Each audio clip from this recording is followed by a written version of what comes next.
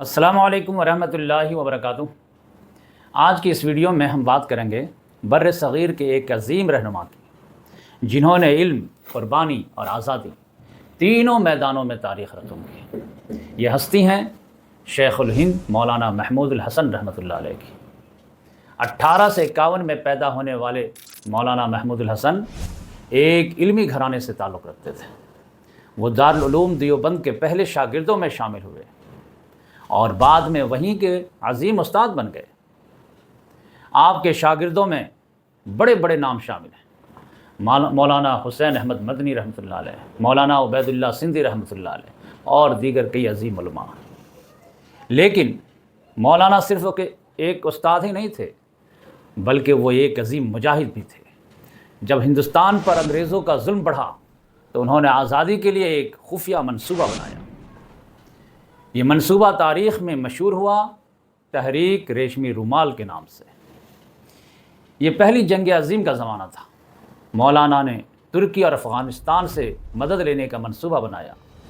خفیہ پیغامات ریشم کے کپڑوں پر لکھے جاتے تھے تاکہ کوئی شک نہ کرے، لیکن یہ راز زیادہ دیر چھپا نہ رہ سکا۔ مولانا محمود الحسن رحمۃ اللہ علیہ حجاز یعنی آج کے سعودی عرب میں موجود تھے۔ وہ وہیں گرفتار ہو گئے اپنے ساتھیوں کے ساتھ۔ انگریزوں نے انہیں ہندوستان سے ہزاروں کلومیٹر دور مالٹا جیل بھیج دیا۔ مالٹا جانتے ہیں، بحیرہ روم میں واقع ایک چھوٹا سا جزیرہ ہے۔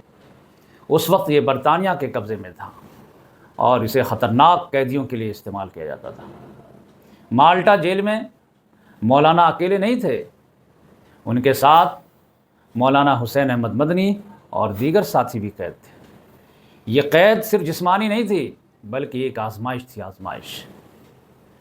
اسی قید کے دوران مولانا نے امت کے حالات پر غور کیا اور ایک ایسا تاریخی جملہ کہا جو آج بھی ہمارے لیے سبق ہے۔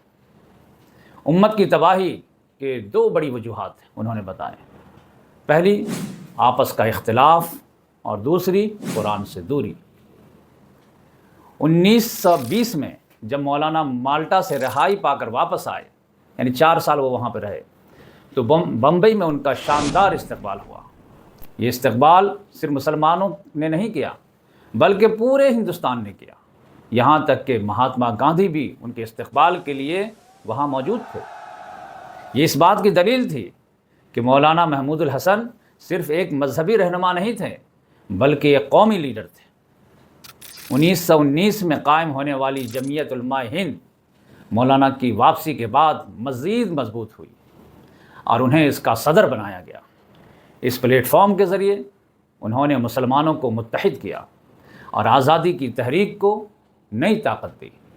مالٹا کی سختیوں نے ان کی صحت کو متاثر کیا اور آخرکار 1920 میں یہ عظیم رہنما اس دنیا سے رخصت ہو گیا۔ لیکن ان کی زندگی ہمیں ایک پیغام دے گئی۔